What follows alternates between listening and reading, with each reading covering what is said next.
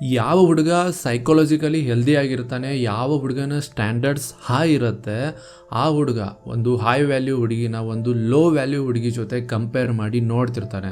ಯಾಕಂದರೆ ಆ ಹುಡುಗನಿಗೆ ಕ್ಲಿಯರ್ಲಿ ಗೊತ್ತಿರುತ್ತೆ ಒಂದು ಹುಡುಗಿಯಲ್ಲಿ ಯಾವ ಯಾವ ಕ್ವಾಲಿಟೀಸ್ ನೋಡಬೇಕು ಅಂತ. ಸೊ ಇವತ್ತಿನ ವಿಡಿಯೋದಲ್ಲಿ ನಾವು ನೋಡೋಣ 10 qualities that we see in high value woman. So without wasting the time, let's get into the video. Number 1, ಅವಳ ಕುಟುಂಬದ ಜೊತೆ ಅವಳ ಬಾಂಧವ್ಯ.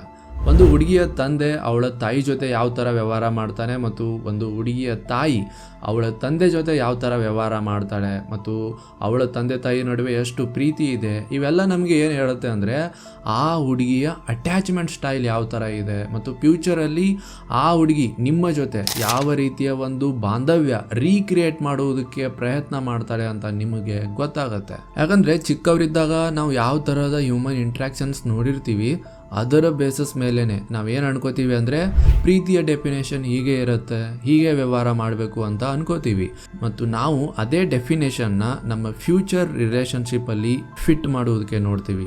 ಸೊ ಹುಡುಗಿಯ ತಂದೆ ತಾಯಿ ರಿಲೇಷನ್ಶಿಪ್ ಚೆನ್ನಾಗಿತ್ತು ಅಂದರೆ ಅದು ಫಸ್ಟ್ ಸೈನ್ ಆ ಹುಡುಗಿನ ಚೆನ್ನಾಗಿ ಬೆಳೆಸಿದ್ದಾರೆ ಮತ್ತು ಆ ಹುಡುಗಿ ರಿಲೇಷನ್ಶಿಪ್ನ ಒಂದು ಪಾಸಿಟಿವ್ ದೃಷ್ಟಿಕೋನದಿಂದ ನೋಡ್ತಾಳೆ ಅಂತ ನೀವು ತಿಳ್ಕೋಬೇಕು. ನಂಬರ್ 2, ಅವಳು ತನ್ನ ಬಾಡಿ ಬಗ್ಗೆ ಕಾಳಜಿ ವಹಿಸ್ತಾಳೆ.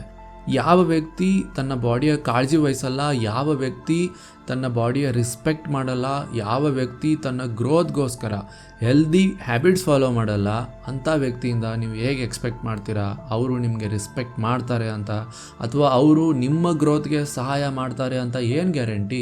ಯಾವ ವ್ಯಕ್ತಿ ಸ್ವತಃ ತನ್ನ ಜೊತೆನೇ ಲಾಯಲ್ ಆಗಿಲ್ಲ ಆ ವ್ಯಕ್ತಿ ಯಾವತ್ತೂ ನಿಮ್ಮ ಜೊತೆ ಲಾಯಲ್ ಆಗಿರೋದಕ್ಕೆ ಸಾಧ್ಯನೇ ಇಲ್ಲ. ದ್ಯಾಟ್ಸ್ ವೈ ಯಾವ ಹುಡುಗಿ ಹೆಲ್ದಿ ಹ್ಯಾಬಿಟ್ಸ್ ಫಾಲೋ ಮಾಡಲ್ಲ, ತನ್ನ ಫಿಟ್ನೆಸ್ ಬಗ್ಗೆ ಕಾಳಜಿ ವಹಿಸಲ್ಲ, ಅಂಥ ಹುಡುಗಿ ಜೊತೆ ನಿಮ್ಮ ಮಾತನ್ನ ಮುಂದೆ ವರಿಸ್ಬೇಡಿ. ನಂಬರ್ 3, ಅವಳು ತುಂಬಾ ಸೆಲ್ಫ್ ಕಂಟ್ರೋಲ್ಡ್ ಇರ್ತಾಳೆ. ಮೇಲ್ ಸೈಕಾಲಜಿ ಮತ್ತು ಫಿಮೇಲ್ ಸೈಕಾಲಜಿ ಡಿಫರೆಂಟ್ ಆಗಿರುತ್ತೆ. ಒಂದು ವೇಳೆ ಹುಡುಗನ ಒಪಿನಿಯನ್ ಕರೆಕ್ಟ್ ಇದ್ರೆ ಅವನು ಅದನ್ನ ಪ್ರೊಟೆಕ್ಟ್ ಮಾಡುವುದಕ್ಕೆ ಬೇರೆಯವ್ರ ಜೊತೆ ಫೈಟ್ ಕೂಡ ಮಾಡೋದಕ್ಕೆ ರೆಡಿ ಇರ್ತಾನೆ. ಆದರೆ ಒಂದು ಹುಡುಗಿಯ ಒಪಿನಿಯನ್ ಬೇರೆಯವರಿಂದ ಇನ್ಫ್ಲೂಯೆನ್ಸ್ಡ್ ಇರುತ್ತೆ. ಅಂದರೆ ಜಾಸ್ತಿ ಜನ ಅವ್ರ ಗ್ರೂಪ್ ಆಫ್ ಪೀಪಲ್ ಅವಳಿಗೆ ಒಂದು ಒಪಿನಿಯನ್ ಕೊಟ್ಟರೆ ಅವಳು ಅವರ ಒಪಿನಿಯನ್ ನಂಬ್ತಾಳೆ, ತನ್ನ ಒಪಿನಿಯನ್ನ ಅವಳು ಬಿಟ್ಟು ಬಿಡ್ತಾಳೆ. ಇದನ್ನ ನಾ ಹೇಳ್ತಾ ಇಲ್ಲ, ಸೈನ್ಸ್ ಇದ್ರ ಬಗ್ಗೆ ಸಾಕಷ್ಟು ಜರ್ನಲ್ಸ್ ಪಬ್ಲಿಷ್ ಮಾಡಿದೆ. ಫಿಮೇಲ್ಸ್ ಬೇರೆಯವರ ಮಾತುಗಳನ್ನು ನಂಬ್ತಾರೆ, ತಮ್ಮ ಒಪಿನಿಯನ್ಗಿಂತ ಅವರು ಬೇರೆಯವರ ಒಪಿನಿಯನ್ಗೆ ಜಾಸ್ತಿ ಬೆಲೆ ಕೊಡ್ತಾರೆ. ಆದರೆ ಹುಡುಗನ ಪರ್ಸನಾಲಿಟಿ ಹೇಗಿರತ್ತಂದ್ರೆ ಅವನು ಬೇರೆಯವರ ಒಪಿನಿಯನ್ಸ್ಗಳನ್ನ ಕೇಳಲ್ಲ, ಅವನು ಬೇರೆಯವರ ಮಾತುಗಳನ್ನ ಡಿಸ್ಅಗ್ರಿ ಮಾಡ್ತಾನೆ. ಆದ್ರೆ ಯಾವ ಹುಡುಗಿ ಕೇವಲ ಬೇರೆಯವರ ಮಾತುಗಳಿಂದಾನೇ ಒಂದು ಡಿಸಿಷನ್ ತಗೋತಿದ್ರೆ ಅವಳನ್ನ ಯಾರು ಬೇಕಾದ್ರೂ ಮ್ಯಾನಿಪುಲೇಟ್ ಮಾಡಬಹುದು. ಬಟ್ ಈಗ ಒಂದು ಹುಡುಗಿಗೆ ಗೊತ್ತಿದ್ರೆ ನನ್ನ ಒಪಿನಿಯನ್ ಕರೆಕ್ಟ್ ಇದೆ, ನಾನು ಅದನ್ನ ಯಾವುದೇ ಕಾರಣಕ್ಕೂ ಚೇಂಜ್ ಮಾಡಲ್ಲ ಮತ್ತು ಬೇರೆಯವರ ಮಾತುಗಳನ್ನ ನಾನು ಕೇಳಲ್ಲ ಅಂತ ಅವಳಿಗೆ ಗೊತ್ತಿದ್ರೆ ಅವಳು ಅಷ್ಟು ಈಸಿಲಿ ಮ್ಯಾನಿಪುಲೇಟ್ ಆಗಲ್ಲ. ಮತ್ತು ಒಂದು ಹುಡುಗಿಯ ಸ್ಟ್ಯಾಂಡರ್ಡ್ಸ್ ಹೈ ಇದ್ರೆ ಅವಳು ಬೇರೆಯವರ ಮಾತುಗಳಿಂದ ಇನ್ಫ್ಲೂಯೆನ್ಸ್ ಆಗಲ್ಲ. ಸೊ ಈ ರೀತಿಯ ಒಂದು ಕ್ವಾಲಿಟಿ ಹುಡುಗಿಯಲ್ಲಿದ್ರೆ ಅದು ಒಂದು ಗ್ರೀನ್ ಫ್ಲಾಗ್. ನಂಬರ್ 4, ಅವಳ ಸ್ವಾಭಿಮಾನ. ಯಾವ ಹುಡುಗಿಯ ಸ್ವಾಭಿಮಾನ ಕಡಿಮೆ ಇರುತ್ತೆ ಅಂತ ಹುಡುಗಿಗೆ ಎಕ್ಸ್ಟರ್ನಲ್ ವ್ಯಾಲಿಡೇಷನ್ ಅವಶ್ಯಕತೆ ಇರುತ್ತೆ ತನ್ನ ಬಗ್ಗೆ ಚೆನ್ನಾಗಿ ಫೀಲ್ ಮಾಡ್ಕೊಳ್ಳೋದಕ್ಕೆ. ಒಂದು ಹುಡುಗಿಯಲ್ಲಿ ಸ್ವಾಭಿಮಾನ ಕಡಿಮೆ ಇದ್ರೆ ಅವಳಲ್ಲಿ ಮಸ್ಕುಲೈನ್ ಮತ್ತು ಫೆಮಿನೈನ್ ಎನರ್ಜಿಯ ಇಂಬ್ಯಾಲೆನ್ಸ್ ಇರುತ್ತೆ. ಇಂಥ ಹುಡುಗಿಯರನ್ನ ಫೆಮಿನೈನ್ ಹುಡುಗನೇ ಸೆಟಲ್ ಮಾಡಬಹುದು. ಆದ್ರೆ ಯಾವ ಹುಡುಗಿಯ ಸ್ವಾಭಿಮಾನ ಹೈ ಇರುತ್ತೆ ಅಂತ ಹುಡುಗಿಗೆ ಎಕ್ಸ್ಟರ್ನಲ್ ವ್ಯಾಲಿಡೇಷನ್ ಅವಶ್ಯಕತೆನೇ ಇರಲ್ಲ. ಸೊ ಅವಳು ಸೋಷಿಯಲ್ ಮೀಡಿಯಾದಲ್ಲಿ ಜಾಸ್ತಿ ಅಟೆನ್ಷನ್ ತಗೊಳ್ಳೋದಕ್ಕೆ ಪ್ರಯತ್ನನೂ ಮಾಡಲ್ಲ, ಪಾರ್ಟಿ ಮಾಡಲ್ಲ, ತುಂಬಾ ಜನರ ಜೊತೆ ಮಾತಾಡಲ್ಲ.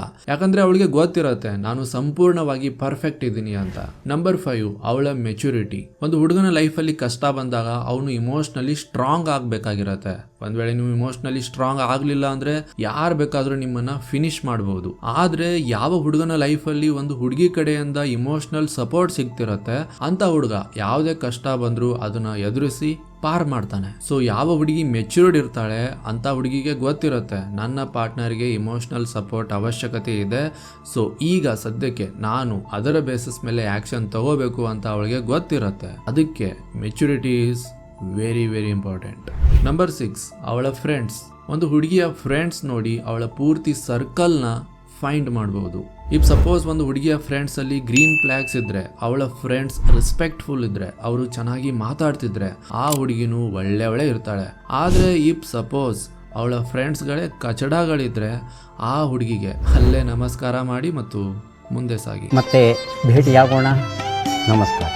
ನಂಬರ್ 7, ತನ್ನ ರಿಲಿಜನ್ನ ಫಾಲೋ ಮಾಡುವವಳು, ತನ್ನ ಧರ್ಮದ ನಿಯಮಗಳನ್ನು ಫಾಲೋ ಮಾಡುವವಳು. ದೋಸ್ತ್, ಈಗಿನ ಕಾಲದಲ್ಲಿ ಒಂದು ಹುಡುಗಿ ತನ್ನ ರಿಲಿಜನ್ ನಿಯಮಗಳನ್ನೇ ಫಾಲೋ ಮಾಡ್ತಿಲ್ಲ ಅಂದ್ರೆ ಅದು ಒಂದು ದೊಡ್ಡ ರೆಡ್ ಫ್ಲಾಗ್. ನಮ್ಮ ರಿಲಿಜನ್ ನಂಬೋದು ಅಂದ್ರೆ ಮಂತ್ರ ಹೇಳೋದು ಅಥವಾ ಪ್ರತಿದಿನ ದೇವಸ್ಥಾನಕ್ಕೆ ಹೋಗೋದಲ್ಲ. ಮೇನ್ಲಿ ನಾವು ಒಂದು ಹುಡುಗಿಯಲ್ಲಿ ಏನ್ ಫೋಕಸ್ ಮಾಡಿ ನೋಡ್ಬೇಕು ಅಂದ್ರೆ ಒಂದು ಹುಡುಗಿ ತನ್ನ ರಿಲಿಜನ್ ನಿಯಮಗಳನ್ನ follow ಮಾಡ್ತಿದ್ದಾಳ.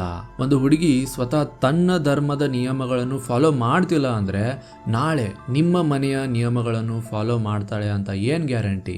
So choose accordingly. Number 8, ನಿಮ್ಮ ಗ್ರೋತ್ಗೆ ಎನ್ಕರೇಜ್ ಮಾಡುವವಳು. ಒಂದು ಹುಡುಗನ ಲೈಫಲ್ಲಿ ಹುಡುಗಿನೇ ಪ್ರಯಾರಿಟಿ ಇರಲ್ಲ. ಒಂದು ಹುಡುಗನ ಲೈಫಲ್ಲಿ ಮೇನ್ಲಿ ಏನು ಪ್ರಯಾರಿಟಿ ಇರತ್ತಂದ್ರೆ ಅವನ ಪರ್ಪಸ್, ಅವನ ಗೋಲ್. ಮತ್ತು ಒಂದು ವೇಳೆ ಹುಡುಗಿ ನಿಮಗೆ ಫೋರ್ಸ್ ಮಾಡ್ತಿದ್ರೆ ತನ್ನ ಪ್ರಯಾರಿಟಿ ಮಾಡ್ಕೊಳ್ಳೋದಕ್ಕೆ, ದೆನ್ ನೀವು ನಿಮ್ಮ ಹೈಯೆಸ್ಟ್ ಪೊಟೆನ್ಷಿಯಲ್ ವರೆಗೂ ತಲುಪಕ್ ಆಗಲ್ಲ. ಸೊ ಹಾಗೆ ಮಾಡೋ ಹುಡುಗಿ ಇದ್ರೆ C is not the one. Number 9, ಹುಡುಗಿಯ ಡೈಲಿ ರೂಟೀನ್. ಒಬ್ಬ ವ್ಯಕ್ತಿಯ ಡೈಲಿ ರೂಟೀನ್ ನೋಡಿ ಹೇಳ್ಬಹುದು ಆ ವ್ಯಕ್ತಿಯ ಫ್ಯೂಚರ್ ಯಾವ ತರ ಆಗತ್ತೆ ಅಂತ. ಸೊ ಒಂದು ಹುಡುಗಿ ತನ್ನ ಡೈಲಿ ರೂಟೀನ್ ಅಲ್ಲಿ ಏನೇನ್ ಮಾಡ್ತಾಳೆ ಅನ್ನೋದು ತುಂಬಾ ಮ್ಯಾಟರ್ ಆಗತ್ತೆ. ಅವಳು ತನ್ನ ಗ್ರೋತ್ಗೋಸ್ಕರ spirituality, health, beauty, study, mind ಮೇಲೆ ಕೆಲಸ ಮಾಡ್ತಿದ್ರೆ ಅದು ಒಂದು ಪಾಸಿಟಿವ್ ಸೈನ್.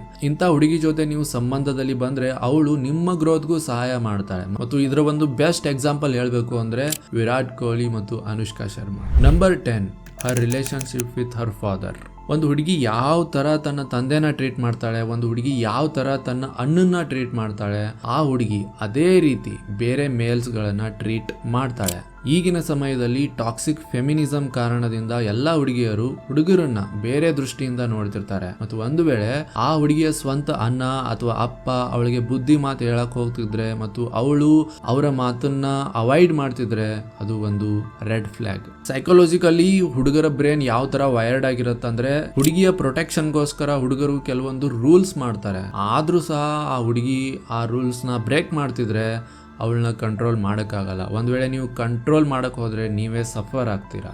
ಅದಕ್ಕೆ ಒಂದು ಹುಡುಗಿ ನಿಮ್ಮ ರೂಲ್ಸ್ನ ಫಾಲೋ ಮಾಡ್ತಿಲ್ಲ ಅಂದರೆ ಅವಳನ್ನ ಹತ್ರ ಮಾಡ್ಕೊಳ್ಳೋದಕ್ಕೆ ಪ್ರಯತ್ನ ಮಾಡಬೇಡಿ. ಇವತ್ತಿನ ಕಾಲದಲ್ಲಿ ಬ್ಯೂಟಿಫುಲ್ ಹುಡುಗಿ ಹೆಜ್ಜೆಗೆ ಸಿಗ್ತಾರೆ, ಆದರೆ ದೋಸ್ತ್ ಒಬ್ಬ ಹೈ ವ್ಯಾಲ್ಯೂ ಹುಡುಗ ಸಿಗೋದು ತುಂಬ ರೇರ್. ಸೊ ನಿನ್ನನ್ನು ಕಡಿಮೆ ಅಂತ ತಿಳ್ಕೊಬೇಡ, ನಿನ್ನ ಗ್ರೋತ್ ಮೇಲೆ ಫೋಕಸ್ ಮಾಡು. You are rare. ಹಾಗಿದ್ರೆ ಸ್ನೇಹಿತರೆ, ಈ ಒಂದು ವಿಡಿಯೋದಿಂದ ನಿಮಗೆ ಸಹಾಯ ಆಗತ್ತೆ ಅಂತ ಅನ್ಕೋತೀನಿ. ಮತ್ತು ನಿಮ್ಮ ಅನಿಸಿಕೆಗಳನ್ನು ಕೆಳಗಡೆ ಕಮೆಂಟ್ ಮಾಡಿ ಖಂಡಿತ ತಿಳಿಸಿ. ಮತ್ತು ಇದೇ ಥರ ಇಂಟ್ರೆಸ್ಟಿಂಗ್ ಮತ್ತು ನಾಲೆಜಬಲ್ ವಿಡಿಯೋಸ್ಗೋಸ್ಕರ ನಮ್ಮ ಚಾನಲ್ಗೆ ತಪ್ಪದೆ ಸಬ್ಸ್ಕ್ರೈಬ್ ಮಾಡ್ಕೊಳ್ಳಿ ಮತ್ತು ಬೆಲ್ ನೋಟಿಫಿಕೇಶನ್ ಕೂಡ ಆನ್ ಮಾಡ್ಕೊಳ್ಳಿ. And finally, thank you for watching.